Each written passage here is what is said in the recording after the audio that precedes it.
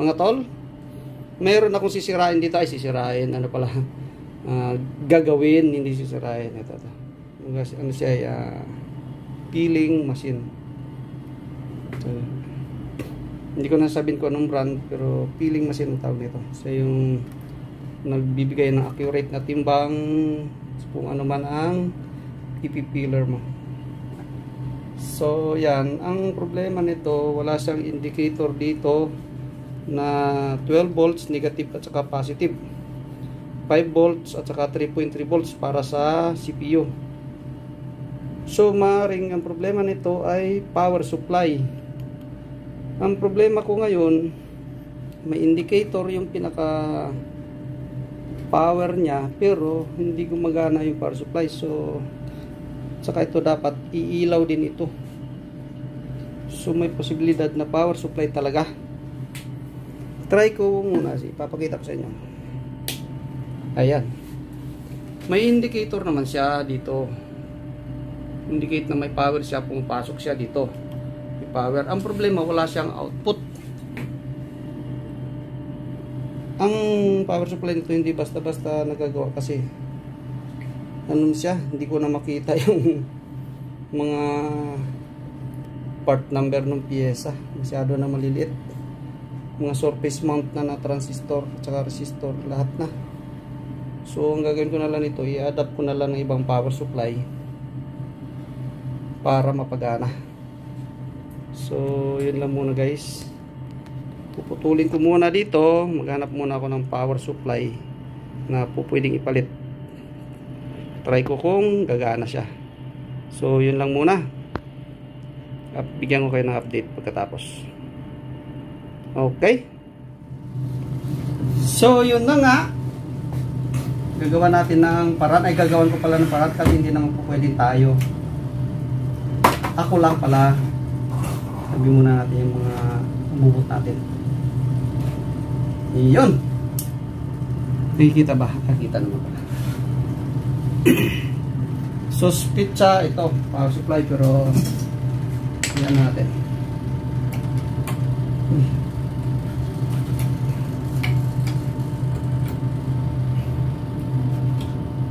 Yan ang power supply. Shout out nga pala dyan sa kasama kong maingay. Yan o yun, kasi ito hindi basta-basta ma-repair. Madilim na kasi yung aking paningin. Hindi na kayang makita itong mga ano nito. Wala akong gamit din So bibili naman ng kumpanya, okay lang. So yun talaga pinaka the best, palitan ng buo. Yung lang gawin. Hindi gagawin. So sabi niya hindi na daw gawin. May ano ko dito may sidekick ako dito Wag na daw gawin sabi niya. Hindi na gagawin. So kasi sa kumpanya naman, utot muna, patay tayo dyan. Yan. Bali ano lang naman ito, input niya 220 to 240. Ay 100 pala to 240. Ano siya, yung auto volt na siya.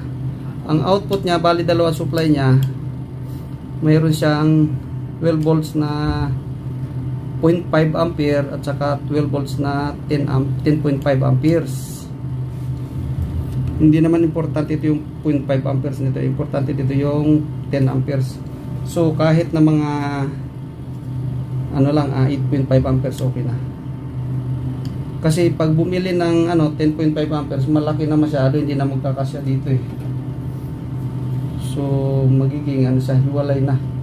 Yun ang ayaw nila na mangyari. So sabi ko, pwede naman yan 8 to 9 amperes o kaya 10, kaya kung meron silang mabibiling compact na power supply. So yun na nga, ang aking amo ay bumili. So meron pa. Dali.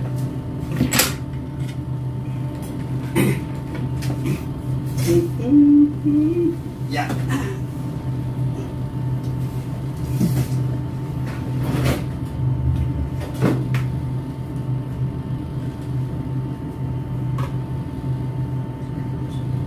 I-adapt ko na lang ito.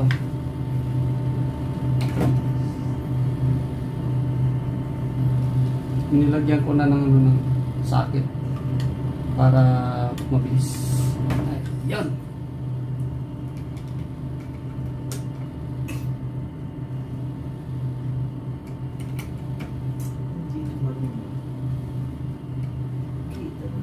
So, fire in the hole. Yan na. Compact power supply. Yan. Power. Let's fire in the hole. Check, check, check. Uy, ayun. Okay na. Nagkailaw na siya. Ayan. May indicator siya dito. Ito yung sinasabi kong indicator. Tsaka itong indicator ng 12 volts negative positive, 5 volts at saka 3.3. Meron siya mga indicator. Pati dito sa Circos fiber optic nga meron na rin. So success yung ginawa ko na paglagay ng power supply na external. Ay hindi naman external, compact pala. Instead na ito yung original, pinalitan ko ng nabibili lang sa market na okay naman to kasi ano naman siya eh, yung ba tawag ito, magandang klase naman itong power supply nito. Kumbaga mayroon naman siyang circuit protection, hindi kagaya ng mga ordinary totally na ano na power supply. So okay naman, sana okay, kasi kung magano masisira wala tayong choice, palitan naman. Gumagana naman yung ano niya, yung blower, itong blower niya gumagana naman, so okay lang yan. Meron siyang pansuporta para hindi uminit. So ang gagawin dyan ay yun na nga, sasarado ko na, i-tape ko na lang ito para hindi na ako magbobolt. Meron namang ano, double sided tape eh. So yun na nga, ipipix ko muna ha. Yan lang muna kayo, stay put lang kayo dyan. Patayin ko para hindi ako makuryente. Yun. Hindi kagaya nung iba dyan nakukuryente. Hindi naman. Yung matitibay na electrician, yung mga nakukuryente. Yung pala yung matitibay na electrician ng kuryente. Ayun. Double sided tape. Gusto niya ganyan. So ibalik ko lang ito tornilyo kasi sayang, baka mamaya makabili ng original na power supply.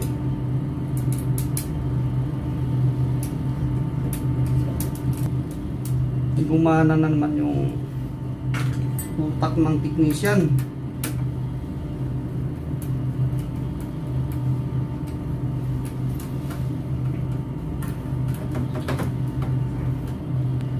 Just in Health Undersecretary Maria Rosario Guerrero. Tol, bawal balita.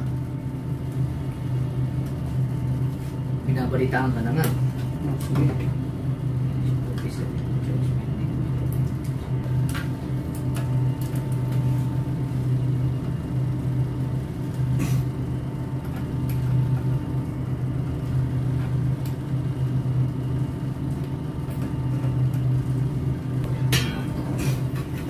Nah,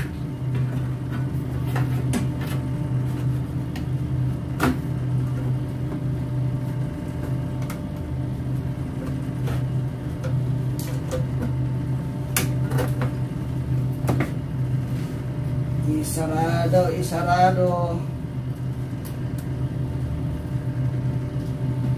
Ayun. Testing ulit, testing. Baka may naiwan. Puro testing. Yan.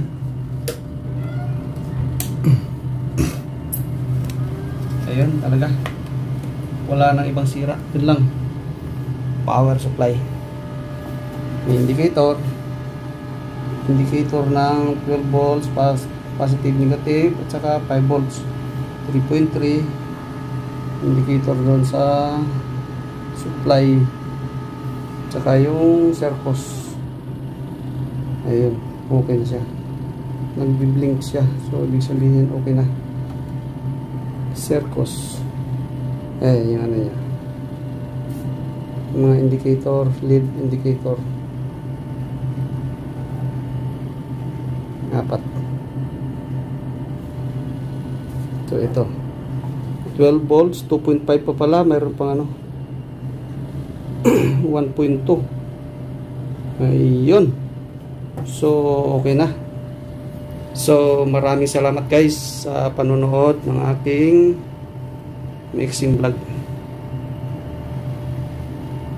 See you on my next vlog ulit. So guys, baka hindi ka pa nakasubscribe, please naman subscribe sa channel ko. Don't forget to like, share, and comment ka na sa baba. Guys, pakisuportahan naman ang aking support chatters at mga members. Nasa description box po ang kanilang mga link. Baka naman mga tol, guys, please